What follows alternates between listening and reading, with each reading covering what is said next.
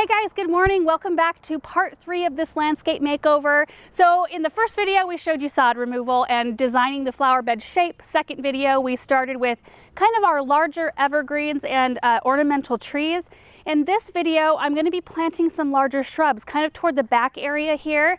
And I really wanted to focus on a couple of different things. First off, I want to talk about year-long interest, planning with that in mind so that you have something pretty to look at winter, spring, summer, and fall, which these 3 shrubs that I'm using today will provide us with all of that. And then also I want to talk a little bit about soil amending. So first, before we get to planting, I want to show you the plants and talk a little bit about them.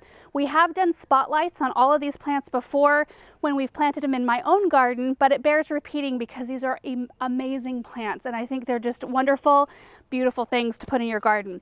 First one is the limelight hydrangea. Now I'm using this as almost kind of a smaller tree, large shrub in this corner of the house. I was going to put the weeping white spruce right here, but I decided to move that out because that's going to get quite a bit taller and I kind of want my height to be there and then for it to kind of come down toward the house a little bit. The limelights, you can see it's already starting to bloom. They're just a beautiful plant and they just perform so well for us here. This grows about 6 to 8 feet tall and wide if you were to never prune it, and they are a strong plant. So they're a type of Hydrangea paniculata, which the paniculata group of hydrangeas are the most sun tolerant, which is really important for us here in Eastern Oregon. It's very hot and dry here, but we've found that these limelights do really well in a full sun situation if they're given enough water, and we can control that here because we've got a drip system right here, and I'm going to be putting a couple of 2-gallon-per-hour emitters on this particular shrub to keep it really nice. They are a zone 3 through 9, I believe, so very winter hardy. But the other cool thing about the paniculatas is that they bloom on new wood, which means that you can have a hard winter. You can have deer come through and graze on your plant. You can accidentally prune it at the wrong time and it will still bloom for you that season. And that's the wonderful thing about it. It's kind of like a hydrangea for a black thumb. So as far as pruning goes, I like to take the whole thing down by about 1/3. You can even go a little bit more than that, and that keeps our limelights in a really nice shape and really strong and sturdy plants. The other really fun thing, I feel like I have lots of fun things to share about this plant, but they come out looking like this, usually mid to late summer. This one's maybe, well, it's about right. Mine at home are a little bit behind this, but this is in a can, so they act a little bit different when they've been growing in a can.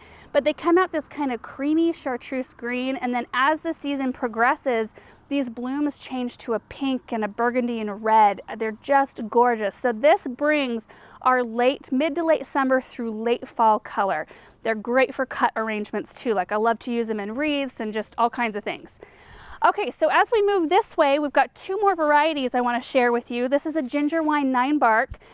This one I believe is a zone, let me think about it, 3 through 7. They grow about 5 to 6 feet tall and wide, and I placed it here because we have a green evergreen here. I've got a green shrub going on right there, so I want to kind of bridge the gap with something different so that we, texturally and color-wise, we've got, some different things going on, and that's what makes a really interesting landscape. Now, Ninebarks do not like to be pruned, which is a good thing because it means less maintenance. They grow in kind of a natural vase shape, and once you start pruning them, it actually wrecks that shape and you can't regain it. So whatever variety of Ninebark you decide to plant, you want to make sure that you've given it enough space to get to its full size. So this one grows, I think I just said 5 to 6 feet tall and wide, and it can totally do that in this area without any problem whatsoever. This one provides, I think, year-round interest. It comes out in the spring with its foliage a kind of more of an orangey color. And then after the foliage has emerged, it blooms with these clusters of kind of creamy white pink blooms. The contrast of the blooms with the foliage is one of the most beautiful things ever. I just think they're gorgeous. And then after the blooms are kind of gone, the foliage kind of ages to this really beautiful burgundy, but it's got a really neat leaf shape. It's almost kind of like maple-esque, but I think it's very interesting. The stems are dark colored, kind of a darkish red, so I think we've got some really pretty winter interest there as well. These are also very drought tolerant once they're established, so a really great native plant. And then our third one are the Arctic fire dogwoods. These are great for a low maintenance landscape, and they're one of the most shade tolerant ornamental shrubs. So they do prefer a spot that's got full sun to part sun. They will color up a little bit better. and perform a little bit better if they get enough sun, but they can tolerate some shade. These grow about 3 to 5 feet tall and wide, so they're more compact than a lot of your other red twig dogwood varieties out there that want to get like 8 to 10 feet tall and wide. That's like a small tree. I mean, that's huge. So to have something that stays smaller, you can pop them in like this and let them grow to their full capacity, and they'll still fit. So the thing about dogwoods, which is something I've learned throughout the years, is that they get the best color on their stems on stems that are only 1 to 2 years old. So there's a couple of different ways you can prune them. The first way, which is the way I prefer, is to come out every other year and cut them back, to where they're just short stubs, you know, maybe like this far from the ground. That way they flush back beautifully and they have got all brand new fresh growth, and it's really easy to remember to do it that way. And the only thing is that they do bloom on old wood, so you will sacrifice blooms. You'll only have blooms every other year that way. But for me, dogwood blooms, they come out kind of white clusters, and they're kind of like it's not a big deal to me to miss the blooms 1 year to the next to make my pruning job more easy. The second way you can prune them is, instead of cutting them all the way back every other year, you would come in every year and cut the oldest of the stems, like a third of the oldest of the stems out.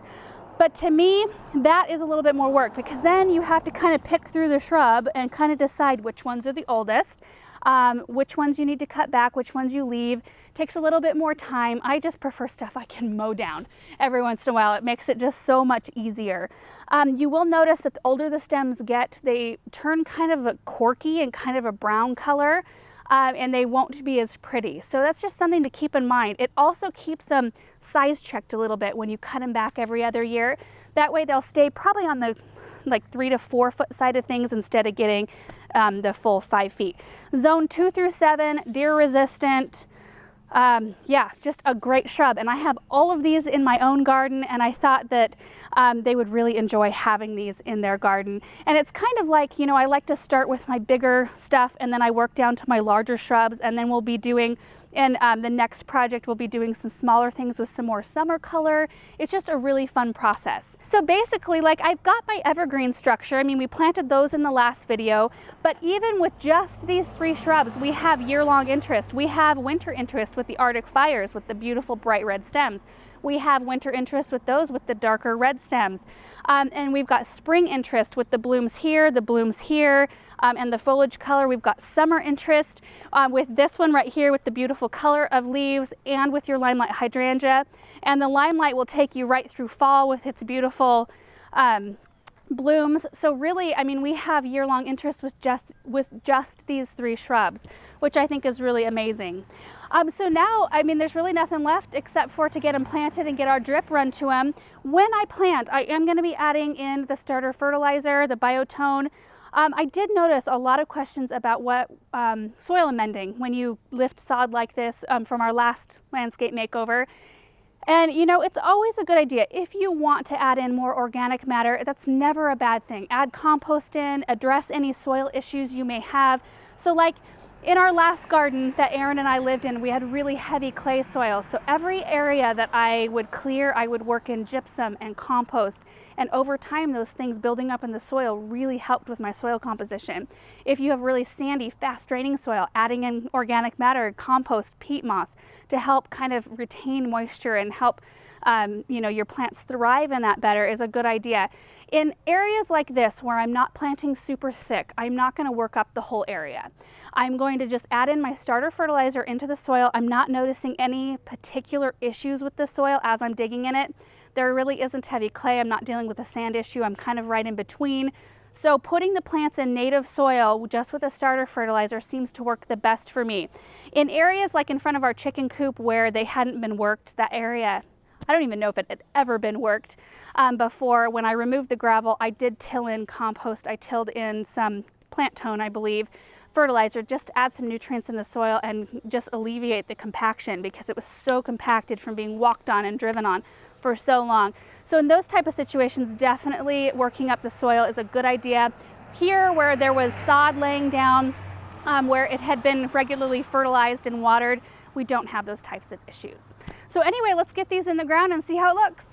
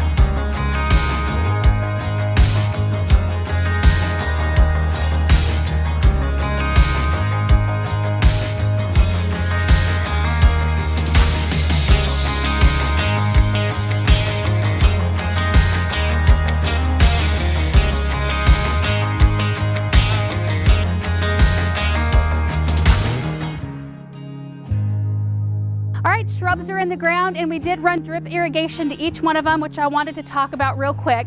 Like I said earlier, we put two 2-gallon-per-hour emitters to the root ball of the hydrangea, which is what we have found they need if sited in a really full sun situation in our area.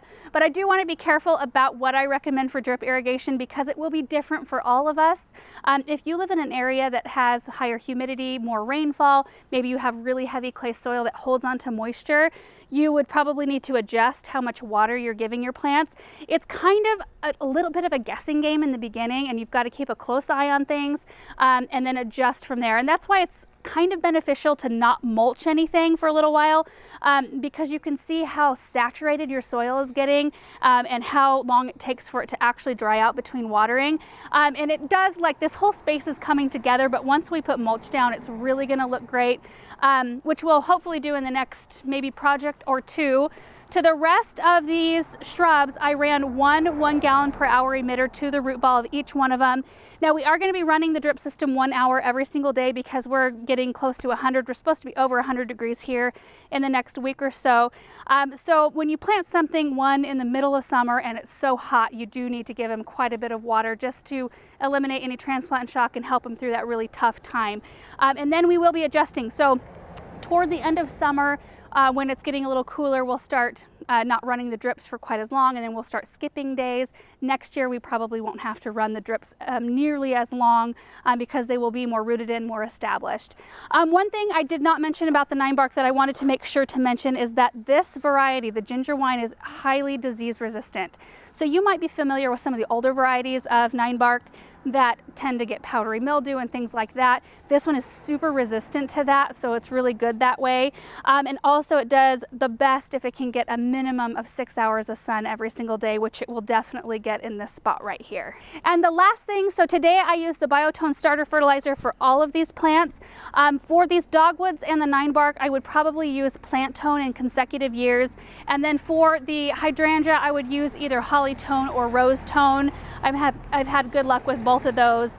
And typically I come out in early spring and give them a good feed, and then I give them a feed maybe the first to mid part of summer, and they seem to do really well. So anyway, that's it for this video. I just thought you guys might like to see 3 shrubs that can give you year-round interest in a garden, and I'm just so excited to see this space come together. The next one that we do, we'll be showing you some really fun summer color that we're going to put in here. So anyway, thanks so much for watching this video, and we will see you in the next one. Bye.